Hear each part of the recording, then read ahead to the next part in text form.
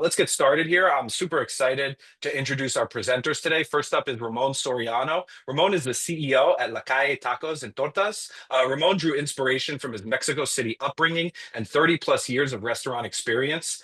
Recognizing tacos, tortas, agua frescas as top sellers, he opened La Calle Tacos and Tortas in Houston in 2016, and now he's expanding his profitable cult followed eatery, across Texas, the U.S., and globally, sharing Mexico City's culture. I'm going to go off script here for a second and do let everybody know that Mexico City culture is the real deal. Last year, Taqueria El Califa in Mexico City was awarded with the Michelin star, which is the first time that has happened. And that is huge. So if you're ever in DF, you're ever in the area, definitely check it out. Then head on up to Houston. I'll get back on script here. Next up, we have Kevin McTighe. Kevin is a solutions engineer manager at Restaurant 365. Before joining us over here, he served as CFO, and controller for multiple multi-unit restaurant concepts, including Chicago-based fast casual concepts Naf Naf Grill and Protein Bar and Kitchen, as well as the full-service Ruby Slipper Restaurant Group out of New Orleans. Kevin has experience with multiple accounting ERP solutions, including Intuit QuickBooks, Microsoft Dynamics, Compete Advantage, Sage Intacct, and of course, Restaurant 365. I'm going to go ahead now and kick it over to Kevin to take us away into our presentation today. All you, Kevin.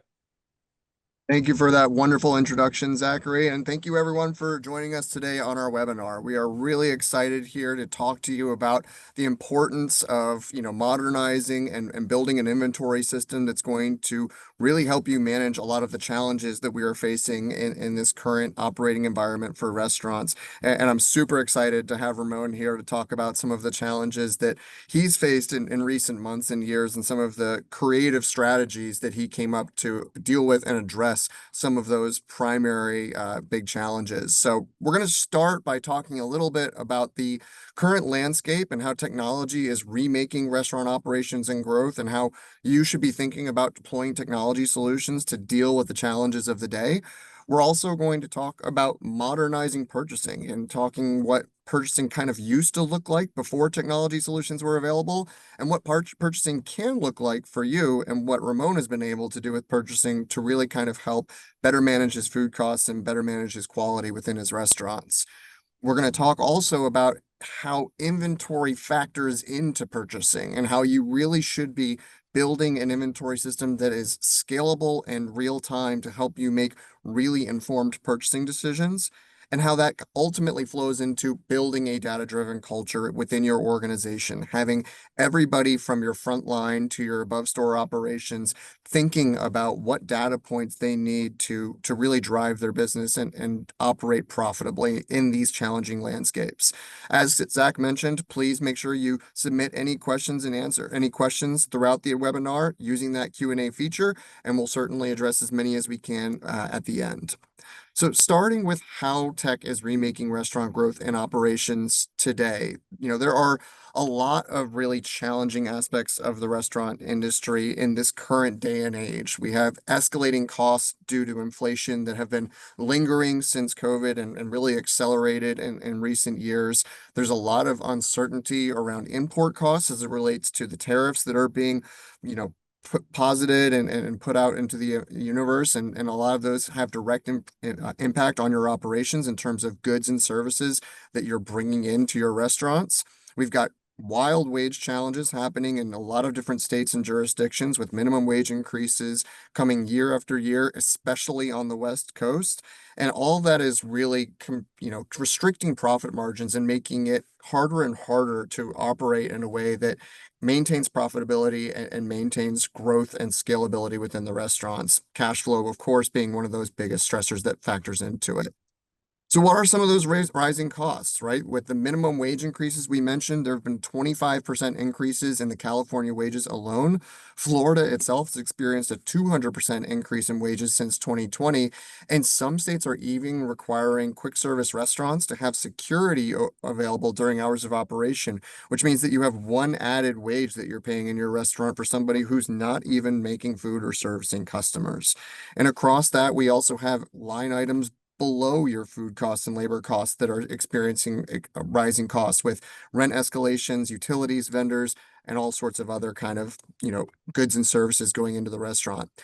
But today we're specifically tackling the challenges that relate to your food costs. And so this is a graphic that shows the survey responses from some of our Restaurant 365 customers that we surveyed earlier this year. And we asked them what their expectations were surrounding their food costs, if they thought they would go up in the coming year, and if they already had come up. And an overwhelming, 70 plus percentage of respondents said that they had experienced a rise in food costs. 50% of those were 1 to 5%, 6 to 14 said 37, and 15% of respondents said that their food cost, or 10% of our respondents said food costs had gone up by 15% or more. So rising food costs is a very, very real thing. And when we asked the follow-up question, how do you operators plan to deal with these rising food costs? 61% of respondents said that they're currently raising menu prices for their customers to deal with these rising food costs. And that can be a really challenging thing to do because you can only raise your prices so much before your customer starts to get a little price sensitive and starts to look at other alternatives. So, a combined 32% of respondents said that rather than focusing on menu pricing alone, they were taking a closer look at supplier and vendor changes in waste tracking to see if there were ways that they could make their food production more efficient. And that's what we're going to really zero in on today is how can you make your production and management of your inventory, of your food and of your products more efficient? And what's challenging about that is trying to manage that across multiple systems. We have many clients that we talk to who are suffering from what we affectionately refer to as cloud chaos. They are living in multiple different disparate systems that aren't talking to each other, and it makes it really difficult to understand what your food costs truly are and where your opportunities are to better manage them. So our goal with the R365 platform is to centralize that data, get it into one single source of truth, and automate some of the tasks that go into calculating and managing your food costs. So, with our all in one solution across our accounting, inventory, workforce, and payroll product lines, we're going to give you the tools that you need to better manage your food costs and improve your labor and maximize your revenue.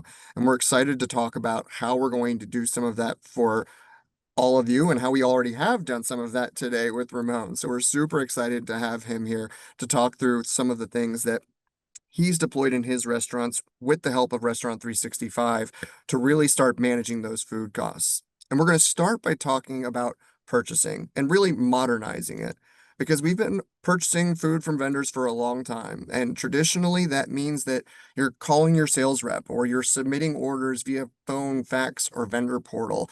And that's highly dependent on your vendor representative being a good rep.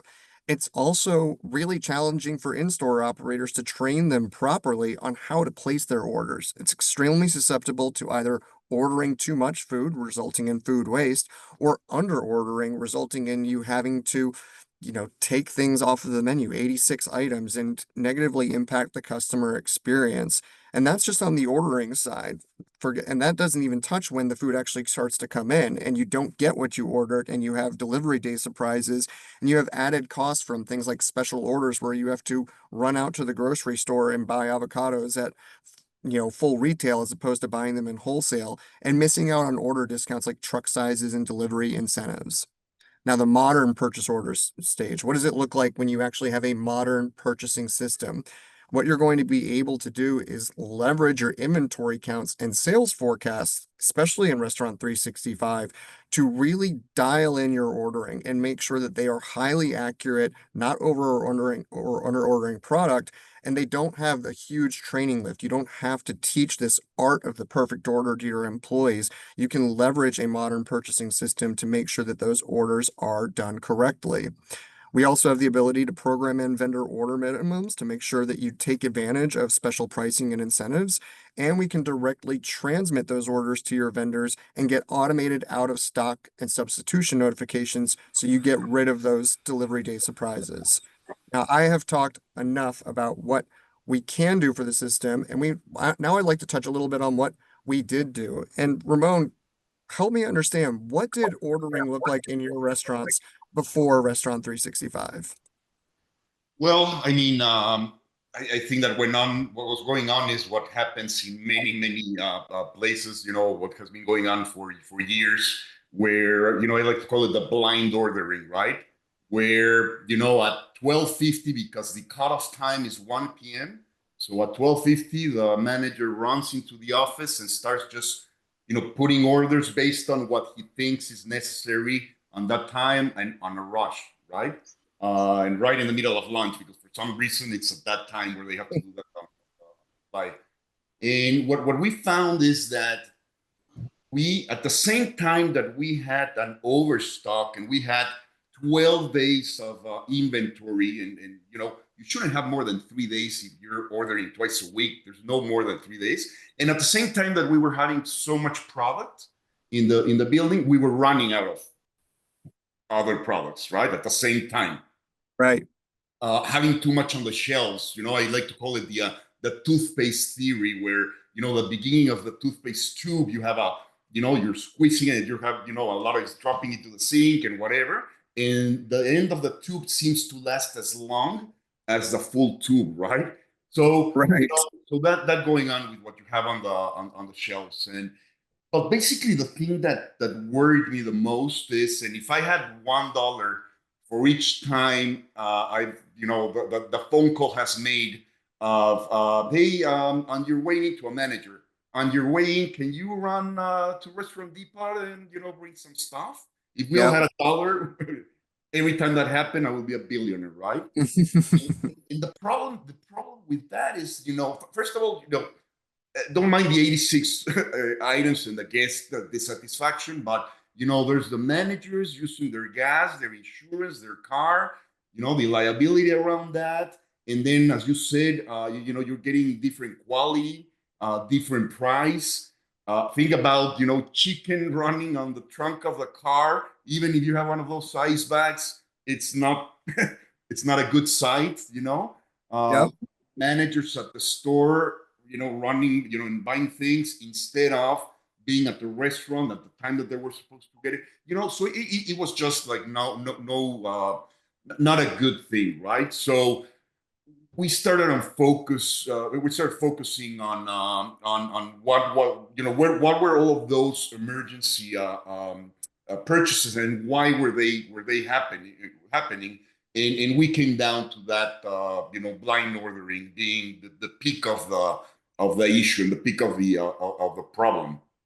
And which brings invoicing issues and vendor item and new vendor items. And it's just not a good not a good idea in any way, operationally or administrative, right? It's just not a good idea.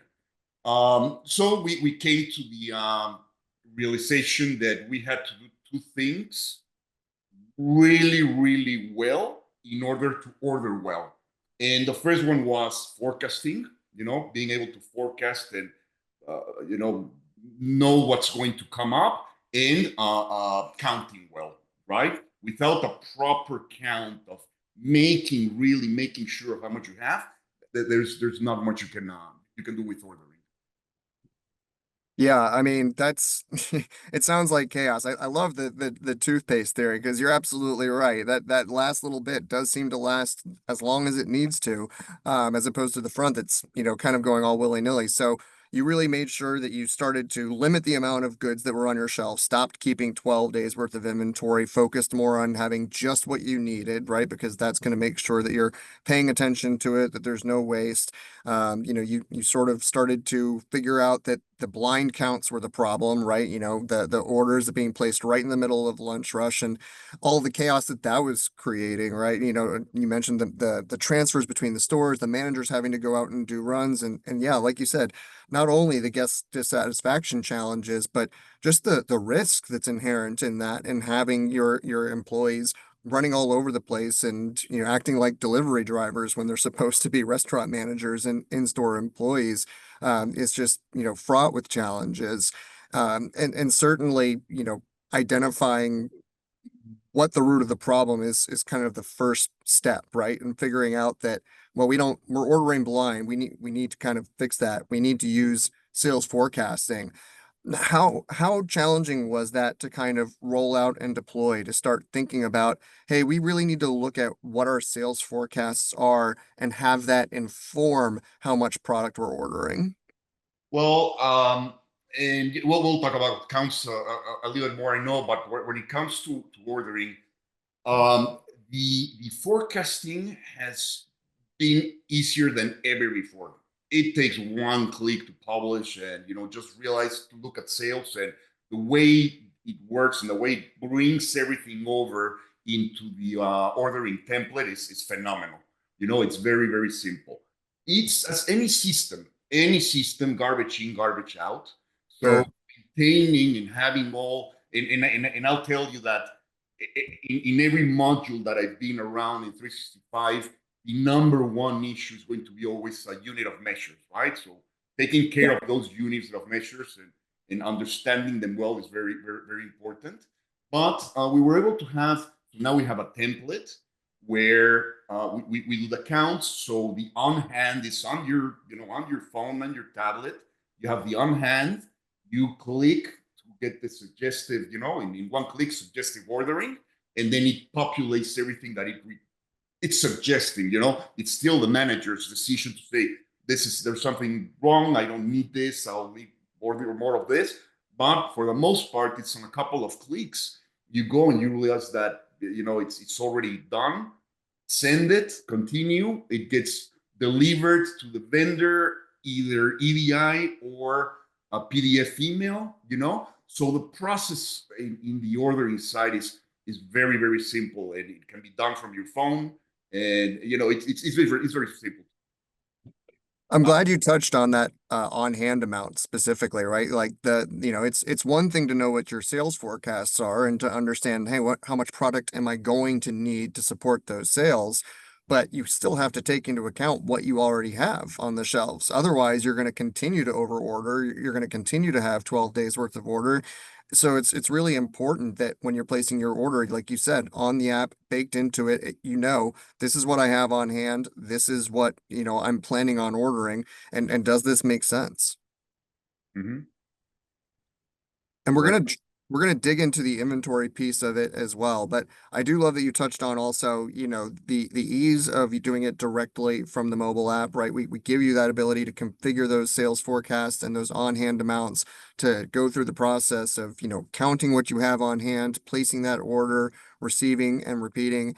And as you mentioned, right, we have EDI integrations with several key vendors that allows us to directly and digitally transmit POs from our Restaurant 365 to the major vendor. That way, they are getting the order directly into their picking system. You're getting automated notifications if anything is out of stock with substitutions on file or completely out of stock, and if you need to make a kind of emergency special purchase.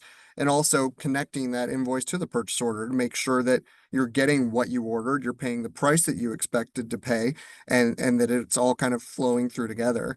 Ramon, was there anything else on kind of that, purchasing side of things, EDI side of things that, your team especially found especially valuable or that you wanted to add any commentary on? Well, it also gives you the ability whenever you put an order in and you actually receive the invoice. And when the invoice is entered, it right away before you approve it, in a little red orange box, it tells you, you ordered this, but only this arrived. So you didn't receive this, right? Which is very difficult to notice when you're doing it just on paper and without that. So you're not noticing, you're noticing, when the last order went out that you're missing that item. So that's something that's very, very useful. And also pricing, right? Also, it alerts you, hey, listen, you've been paying $10 a pound for this, and now you paid 15. There's something wrong. So it just alerts you, right? But again, garbage in, garbage out. It's very important to be able to set it up, set those templates, those units of measure, those vendor items really, really well to make sure that everything flows into place correctly. Yeah, I mean that that makes a lot of sense, right? I think that that's a great point about what it looks like in a modernized purchasing system, right? In traditional purchasing, we're all very used to, being in the restaurants with the, physical packing slip, right, that came with the delivery and physically checking off and marking everything just to make sure that you got everything that they said they sent you and that they're planning on charging you for. But that's then just a marked up piece of carbon paper that, gets either thrown away or stuck in a drawer. That doesn't give you any visibility as an owner, as an above store operator or leader into, hey, what is going on with the individual costs of my items? Am I getting what I'm supposed to be ordering? And are those prices what I would expect? So, it really is important to have that purchasing system so that everybody can see the data and, to your point, really evaluate that garbage in, garbage out, and make sure that, hey, are we recording these correctly from a unit of measurement standpoint? Are we ordering the right pack sizes and right case sizes to get the discounts that we want? We had, one customer that was purchasing a key item of theirs, and they had arranged for a contract price on, one size, on, like, a large bottle, and essentially all the stores were buying much smaller bottles and much smaller little packets and things like that.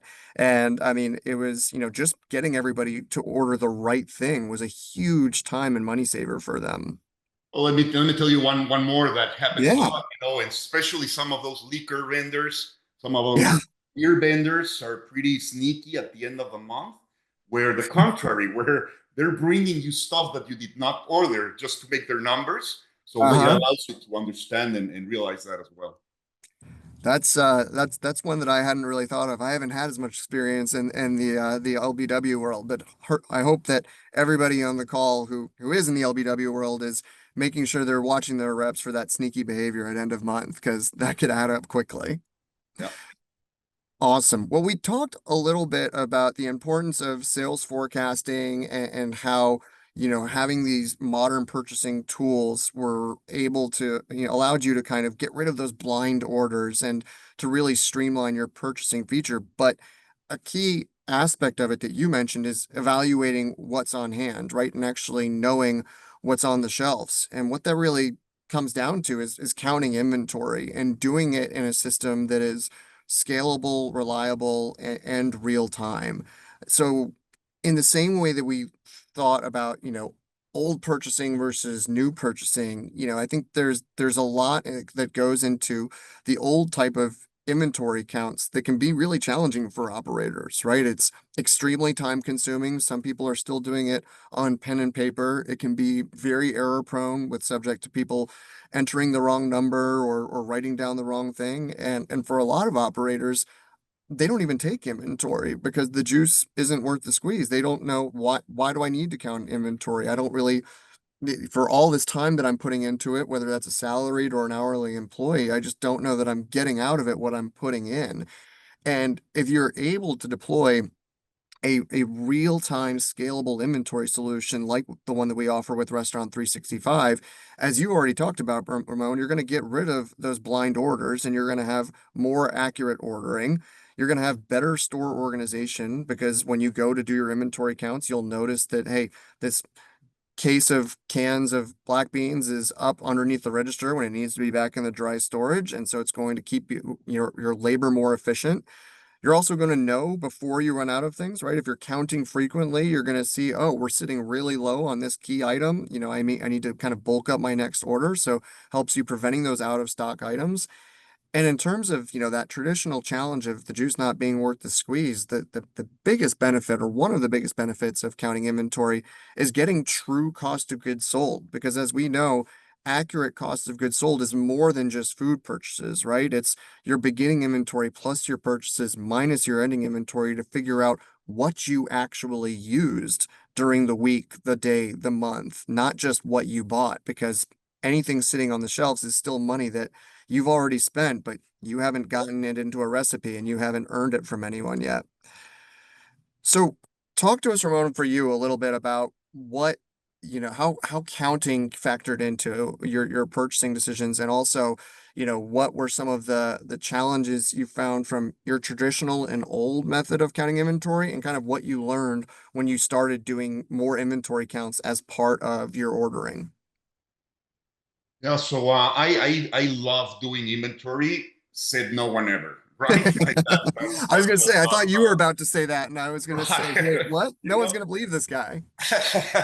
So no, doing inventory sucks, right? It's a process where you have to go and get the weigh pounds, and then something is in quarts and what is what. what is the name of this product? Where is it in this sheet? Where do I find it? Going, back and forth between, 20 sheets looking for that one item that was out of, so the whole process forever has been a really a cumbersome process, right? It would take managers like 3 hours to do a food count without counting liquor. 3 hours to make a count, and we would receive counts with a lot of errors, right? Yep. There were just a lot of errors with it, with units of measure, and just didn't make sense. We were constantly having to go back 3, 4, 5 inventories and on approving and fixing the error from 2 months ago. It was just bad idea. So now we do 3 full food inventories a week, right? And if I just said what I said, then telling you we do 3 inventories, like what a monster makes their people do that, it's just such a different thing. Something that we did is so if you do it the old way, weighing, counting tomatoes, and it's just not going to work. And I love that analogy. The juice is not worth the squeeze. I'm going to. Yeah. I never heard it before. I'm going to steal it. But so what we did is we streamlined and we leverage the equivalent units of measure, so that most of the thing, almost 100% of our items, are not counted by pound or by quarts or by volume. They're counted by each, right? So with Yeah. the equivalent units of measure, okay, so this insert that I have over here equivalates, it's the same as 8 pounds of meat or whatever it is. So we leverage on that so that the managers are able to just count by the each visually without having to, bring up and get on the upper shelf and reach over and whatever, right? So everything's counted by the each, and for the most part, when it's for ordering, we just tell them, like, just do 0.25, 0.50, 0.75 or 1. It's not it's you don't have to be that surgical about those counts. The counts that we do during the week for ordering, they don't post to the GL. Only the last count posts to the GL. That's reviewed by the manager, but the others don't. So if there's a mistake or there's something up or down, it's okay. It doesn't. And we tested it out. We did the bake one surgical inventory, and then one with this 0.75. It's the same. Yeah. A few bucks of difference, right? Right. So we also streamlined the amount of units of measure. So the application allows you to have 3 units of measure. We try to have just one, maybe 2 when it makes a lot of sense, because the having multiple entries for units of measure allows for more mistakes, more errors that can happen, right? So now people are very used to, it's this, and they know. Then we implemented the QR, right? The scanner, and being able to do the QR. So now it's very easy because a lot of errors happen. I entered one item for the other. I don't know what this item is called, and I entered the other one. It's a 12-ounce cup, and I entered the 20-ounce, and that used to happen a lot. So now with the QR and the labels that come out of the inventory, the 365, they have them placed all over the place where they count. So you scan 0.5, you scan 0.2, 0.25, whatever it is, and that has helped. So after we were able, and it's been a progression. We've been getting it better each time with specifically, especially with the units of measure. I can't stress enough how important that is. But now I ask Diego, the manager that usually does, one of the managers that usually does, and I ask him, so how long does it take you to count, right? And he says, well, if everything's labeled, well organized, and perfectly clean. And I'm like, let's assume that crazy scenario where everything's labeled, organized, and perfectly clean. Let's say yes to that. Hopefully it's always the case. And now it takes them like 15 to 20 minutes, right, to do it. So now they spend 15 to 20 minutes doing, their counts for their ordering, and then they Yeah. spend 2 hours cleaning and organizing and labeling. So it's a good trade off on the time spent by the managers.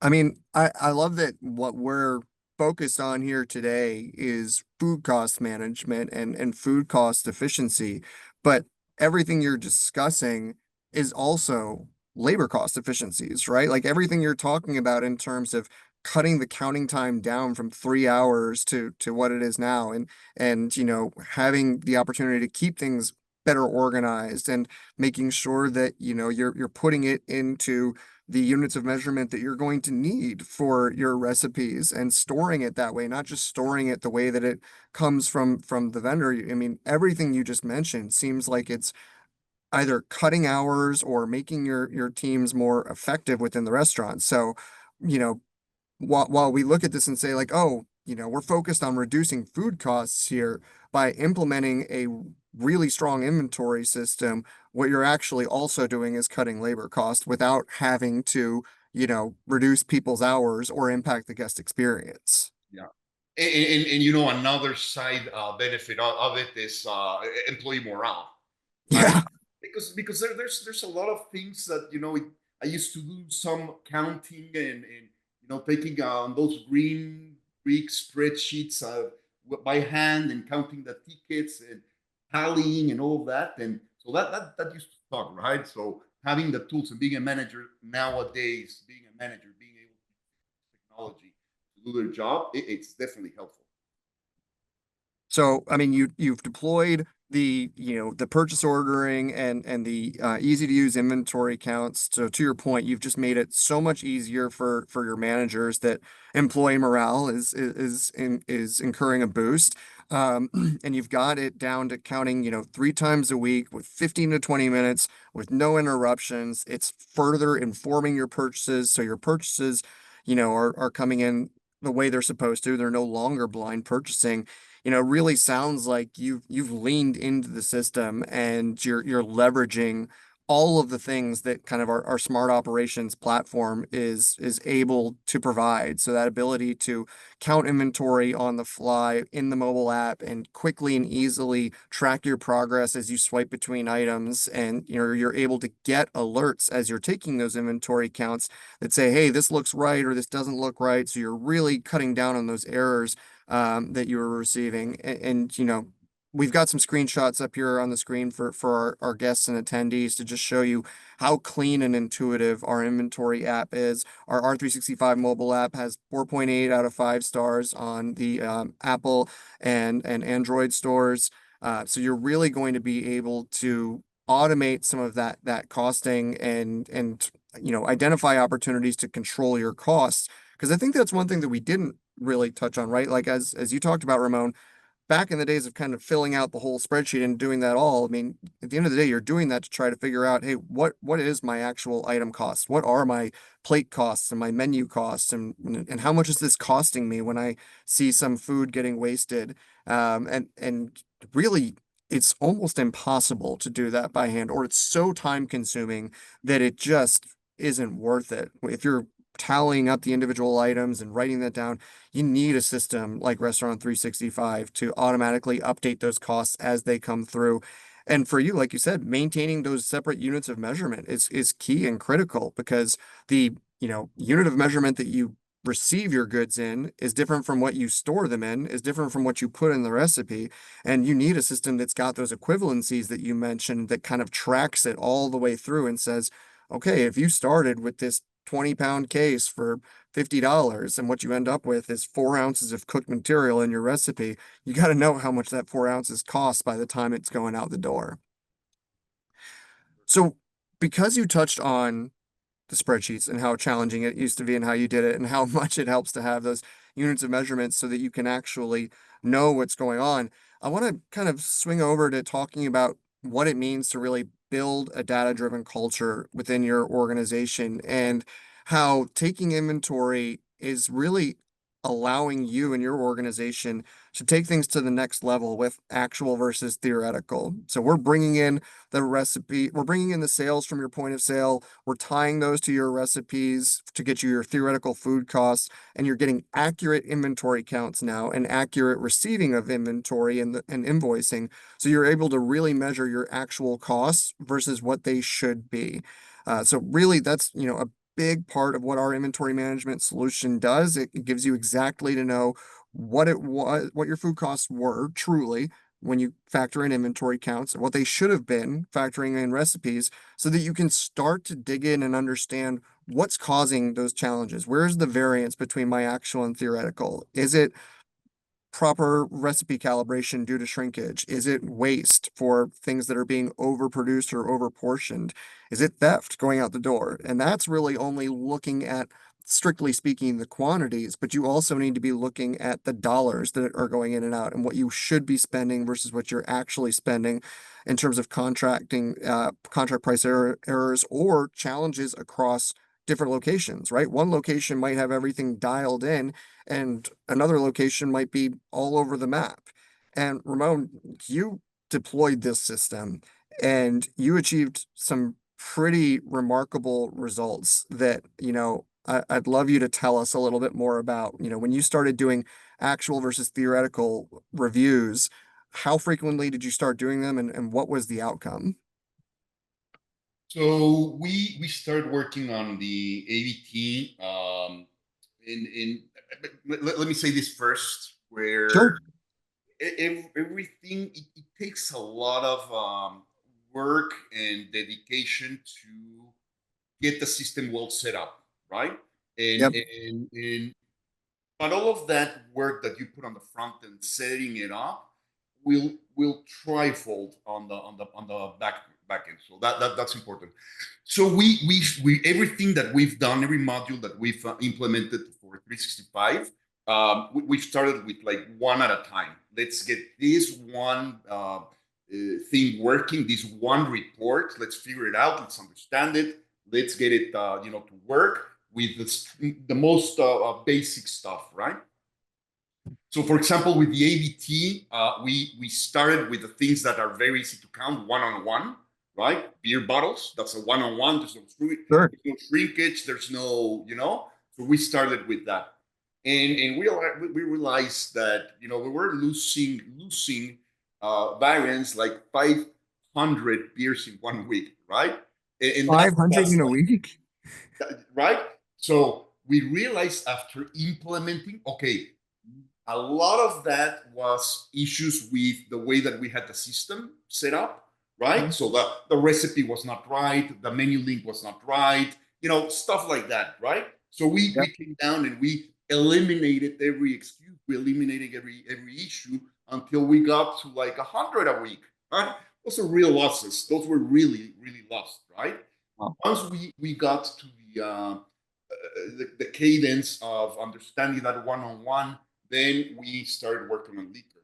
And we started working on liquor, like first, the vodkas, then we have 74 tequila. So that was the last one to come into the mix on being able to, putting it all together. We also realized the something that we're leveraging now on the virus vertical is the manager's bonus based on the efficiency of the variance theoretical. So right now we're down to a 1.5% of efficiency. So that's incredible. We Yeah. leverage on reporting units of measure. So it's one thing to say and know that you lost zero 0.1 or zero 0.2 of a bottle of liquor. It's one thing to know that. And it's another thing to understand that you lost 4 shots, right? Right. It's much more understandable and relatable, right? So we leverage with a couple of things. So the result is the amount of stuff, and I think you have a slide where the next slide where I would like to. So in this, so let's talk about the whiskeys, and you can see the variants, right?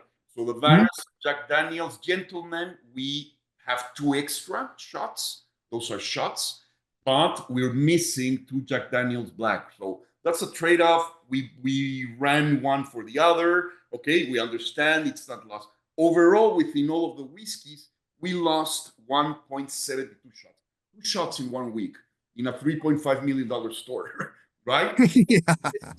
It's so unbelievable that with Fernando, my business partner, we've gone inside ourselves several times to do our counts ourselves. Like we need to, we need to make sure that there's no padding numbers and padding inventories and Sure, whatever. yeah, because they're bonused on it now, so they might be pulling something. Sure. Yeah, yeah, yeah, yeah, yeah. Right. So we were on the tequilas, for example. We grew 0.40, and I'm not proud of this because this means that we shorted some guests half a shot, for Right. all within the mix of all. But having those tequilas, and we have some really high end tequilas, and so having down to the shot of how much we grew or lost has been completely. We dropped in very very quickly. We dropped about 6 points on our liquor costs, and we were already carrying a decent liquor cost percentage wise. I mean, that right there is such, it speaks to like a tie-in back to what we were talking about earlier with the respondents of our survey, right? Like everybody would love to shave 6 points off of their liquor costs, right? And for a lot of people, the first place they're going when with rising food costs is thinking about raising menu prices. But what you've shown here is that, if you deploy a real-time system, you're going to be able to get these things to be super efficient. And we really appreciate you being willing to share, actual screenshots from your actual instance of the system of actual whiskeys and tequilas that you are able to get such high and tight inventory controls around that you're able to get these variances down to less than 2 shots. I mean, and like you said, at such high volume stores, I mean, that's just absolutely incredible. And I can't believe that you guys were able to accomplish that. But, you know, I think a big part of what you said in terms of how you approached it was, you thought about it and you approached it in a way that made sense, and you kind of grew from there, right? You didn't go straight for the food items that have shrinkage and all kinds of variables going into them, and you didn't even go straight for necessarily the tequila that is obviously a huge part of your business. You were like, let's see if the system is doing what it's supposed to do. Let's focus on beer, right? Like we know that you ring up one beer bottle, you should have one beer bottle go out the door. And I love that you started there, started small, and were able to kind of turn that into massive savings. And so I think that's something I want to call out and highlight for anybody on this webinar or watching it later that thinks like, oh, rolling out a system like that must be a nightmare, must be really challenging, and I don't really know how we're going to do it. That you can start small, right? Like you can really start focusing on the things that you can either measure really easily or that like will have a really big impact on your business, right? So we have a tendency to sort of think about inventory management here at Restaurant 365 in terms of moving from a crawl to a walk to a run to a sprint and really just starting small. If you know that 80% of your food costs probably come from about 20% of your purchased items, then focus on the ones that matter the most. Identify your critical 4 or critical 5 or critical 10 items and inventory these key items frequently, right? Ramon, you're doing inventories 3 times a week for ordering purposes. We have some clients that inventory specific key items every single night to make sure that they're looking at that variance, in as close to real time as possible. And what that means is when you identify those key items, those are the ones that you can figure out the easy recipes for, right? Like one beer bottle sale equals one beer bottle purchase. That's it. That is a simple recipe. We don't have to worry about how much, rice or beans or chicken goes into something after everything gets shrunk down. Like start with the really simple stuff and really start to understand the root causes. I mean, you mentioned that 500 beer bottle variants was not real, right? That was system updates that needed to be done, which were important and kind of helped you figure out that it was actually 100 beer bottle variants. Is that where you're sitting at today, or did you identify what was causing that variance and bring that down even lower? Oh, that it took time. It Yeah, took a lot of removing excuses, and this I'll give all credit to my business partner Fernando, which He drilled it every single Monday at 5 p.m., drilled it until the excuses were gone. And the managers got to the level that, they were able to understand where it was, have the conversations with their bartenders, and understand, hey, listen, they're noticing this, and without getting, no one, it's not, we've always, and culturally in the company, we've never focused on the stick. We always focus on the carrot, right? We always make it something that people want to achieve, which is very, very important. If not, people start doing, cheating the system and trying ways around. So yeah, it's not. We just started controlling tortillas now, right?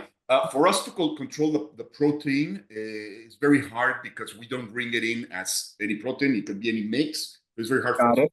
to mix. But we start doing tortillas, and right now we're losing about 200 tortillas a week, more or less, right? We started with about 600, Wow. now we're down to something. And the issue with that is not the cost of the tortilla, because the tortilla is really, it's not that expensive. It's not the 4 cents for the tortilla. It's the $13 a plate, right? That you're losing. Yeah. Those sales. You're not losing that product. You're losing the sales that belong to that product. Yeah, absolutely. I love, what you talked about with Fernando, really drilling it into people. I mean, to build a data-driven culture, you do need to, stick with it, right? And I love that you said, hey, we use the carrot approach, not the stick approach. Most people don't want to be, beat over the head with data and reports. And like you said, people can figure out ways to game the system. So it has to be in everyone's best interest that say, hey, if we do this, if we run these numbers, and if we look at this the right way, we're going to have more business. We're going to have more sales. We're going to have more opportunities for career advancement within the organization. And I think that's just amazing what you guys have been able to accomplish. Um, well, this has been an amazing conversation, Ramon. I really, really appreciate your time. And I think, with that, Zachary, I'll kick it back over to you for, some either a poll or some Q&A, whatever we got time for. Yeah, thank you so much, Kevin. We're buttoned up against time here. I want to have us do a quick poll first, and then I think we have a couple of minutes for a couple of questions. So I'm going to go ahead and get that poll launched right now. And that is coming your way. I'll wait a few moments for everybody to answer. I really appreciate your participation today. And of course, Ramon and Kevin for taking the time to be here as well. Thank you so much.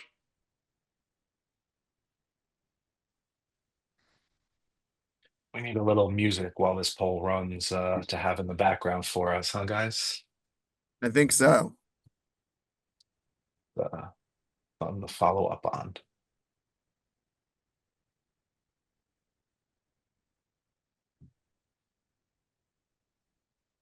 All right, looks like we're waiting for just a couple more people to trickle in.